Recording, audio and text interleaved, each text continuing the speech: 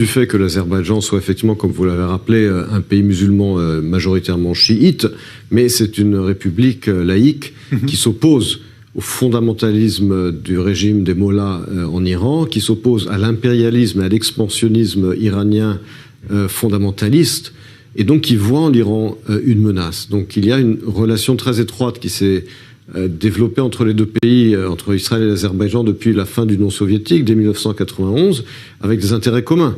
L'Azerbaïdjan est un gros fournisseur de pétrole d'Israël. D'après certaines études, Israël importe jusqu'à 40% de son pétrole de l'Azerbaïdjan.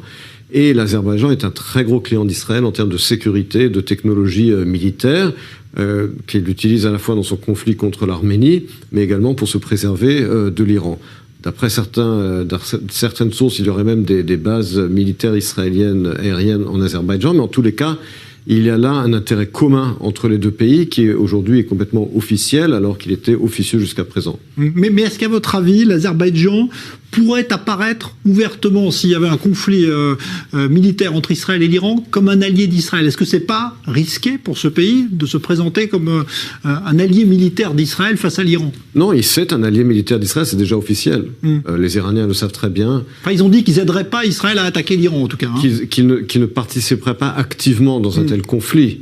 Mais on sait très bien qu'il y a, comme je l'ai dit, d'après certaines sources, une présence militaire israélienne en Azerbaïdjan. Évidemment, ils ne peuvent pas se permettre à un tel point, en cas d'un conflit, de prendre le parti d'Israël ouvertement. Mais en tout cas, il y a une coopération militaire très étroite entre les deux pays. Encore une fois, l'Azerbaïdjan qui, au nord, à la Russie, et qui est un peu prise en sandwich entre ces deux grandes puissances, ou relatives grandes puissances que sont l'Iran au sud et la Russie au nord.